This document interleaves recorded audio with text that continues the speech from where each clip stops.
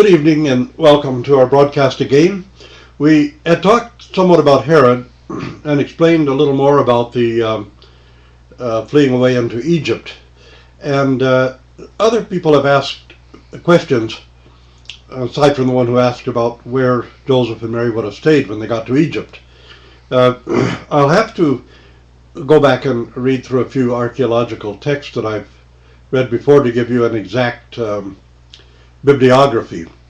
But I had read several years ago when some of the papyri were found in Egypt.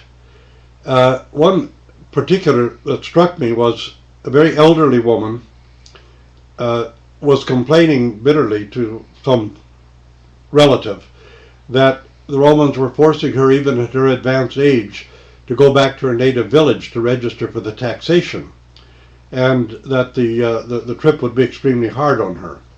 So we have these verifications of so many aspects of the Nativity story, and really sometimes we miss some of the point, or we think things sound maybe a little far-fetched, because we're thinking in terms of our own culture and society. I think in one of the broadcasts I mentioned that we were talking about people coming and finding that the inns or the hotels, as we would call them, were full and sleeping in a manger cave.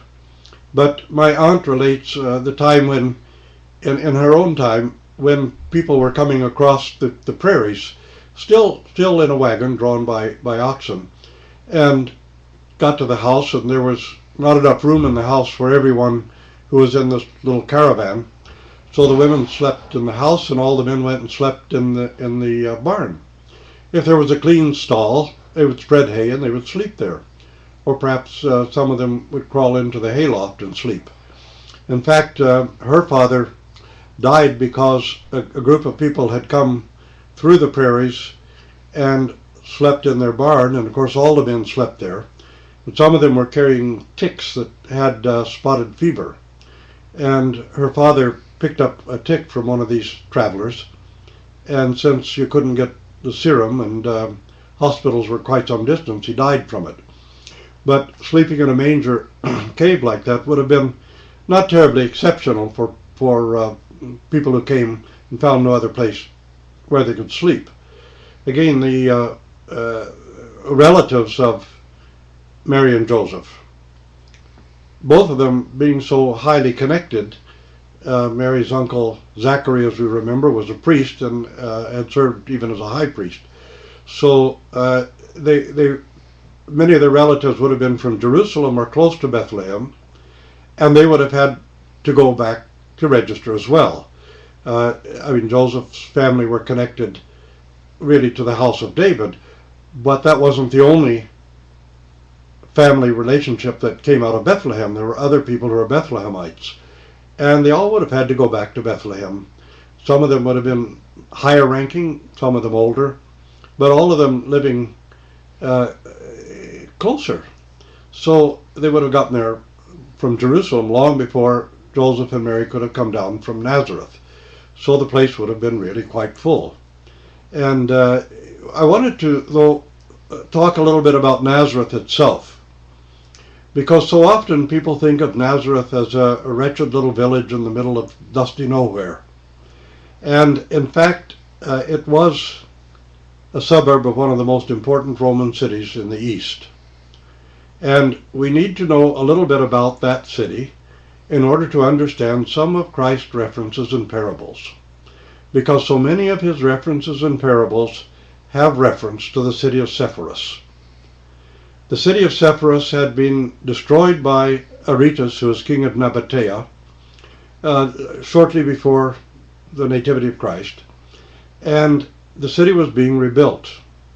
The Romans had kind of forced a peace between the kingdom of Nabatea and the region of Galilee and Judea, and part of the way of sealing that peace was that Herod Agrippa, the son of Herod the Great, was married to the daughter of the king of Nabatea. And this is going to be a very important fact to remember when we discuss the problem of Herod Agrippa wanting to marry his half-sister Herodia, who was married to his half-brother Philip. This was a very strange family in many ways. So we want to take a look at Cana of Galilee and Nazareth briefly. Joseph was hardly a poor or poverty-stricken man. In fact, it's doubtful that Mary was taken to Bethlehem riding on an ass or a donkey. More likely there would have been some kind of a litter that she would have been carried on. Joseph was a craftsman, a carpenter, at a time when craftsmen, carpenters, stone masons, all of these sculptors and all these were in very high demand and commanded a reasonably good salary in the rebuilding of Sepphoris. Nazareth was less than 4 kilometers from Sepphoris. Cana of Galilee was less than 2 kilometers from Sepphoris. And so they would have been, all these people would have been engaged in working in the city, in the rebuilding of it. So the picture that we get is often so distorted and so erroneous. It's like painting the wise men riding on camels.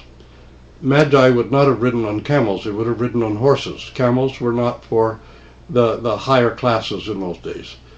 Camels could be a pack animal or something like that, but generally the Magi would have ridden horses and perhaps had camels as a pack animal. But the vision we have of Nazareth and of the traveling between Nazareth and Bethlehem, somebody asked me to watch a movie called The Nativity Story, I think it was. So actually I went to the cinema with a group of people and watched it. And in many respects it wasn't too bad, but it again portrayed Nazareth as a wretched little city with everybody in the city being more or less poverty-stricken.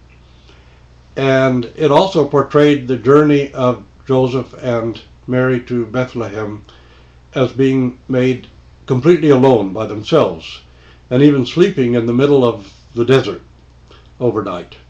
Now that absolutely would never have happened. In the first place, there were still lions and jackals and other predators in the desert in that region. And nobody traveled alone for that distance.